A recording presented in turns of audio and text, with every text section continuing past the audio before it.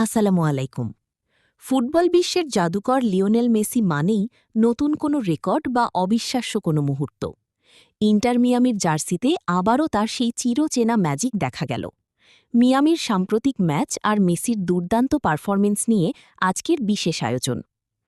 মূল লেখা: কলোরাডো র্যাপিডসকে ৩-২ গোলে হারিয়ে অসাধারণ এক জয় তুলে নিয়েছে ইন্টার মিয়ামি, আর এই জয়ের নায়ক যথারীতি লিওনেল মেসি। ম্যাচের শুরুতেই মিয়ামি ২-০ গোলে পিছিয়ে পড়ে বড় চাপে ছিল, কিন্তু সেখান থেকেই শুরু হয় মেসির জাদু।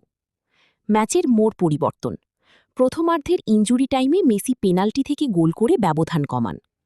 জোড়া গোল, শুধু একটি নয়, ম্যাচে নিজের ব্যক্তিগত দ্বিতীয় গোলটি করেন ৭৪ মিনিটে। তার এই শৈল্পিক পারফরমেন্সের সামনে কলোরাডো কার্যত অসহায় হয়ে পড়ে। রেকর্ড গড়া দর্শক: এই ম্যাচে স্পোর্টিং ক্যানসাস সিটির মাঠে প্রায় ৭২,৬১২ জন দর্শক উপস্থিত ছিলেন, যা MLS ইতিহাসের অন্যতম সর্বোচ্চ দর্শক উপস্থিতির রেকর্ড। নতুন কোচের অধীনে নতুন শুরু: জাভিয়ের মাসচেরানোর বিদায়ের পর অন্তর্বর্তীকালীন কোচের অধীনে মেসি ও সুয়ারেজ জুটির রসায়ন মিয়ামিকে এক অনন্য উচ্চতায় নিয়ে যাচ্ছে। আউট্রো: মেসির এই অতিমানবীয় পারফরমেন্স আপনাদের কেমন লেগেছে? মিয়ামি কি পারবে এবার লিগ শিরোপা ঘরে তুলতে?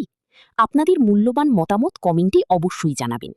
ফুটবলের এমন আরও রোমাঞ্চকর খবরের আপডেট পেতে আমাদের সাথেই থাকুন। সবশেষে বলব, আজকের এই আপডেটটি ভালো লাগলে একটি লাইক দিন এবং বন্ধুদের সাথে শেয়ার করে দিন। আর নিয়মিত এমন ভিডিও পেতে চ্যানেলটি সাবস্ক্রাইব করে রাখতে পারেন। এটা আমি আপনাদের কাছ থেকে আশা করতেই পারি। ধন্যবাদ।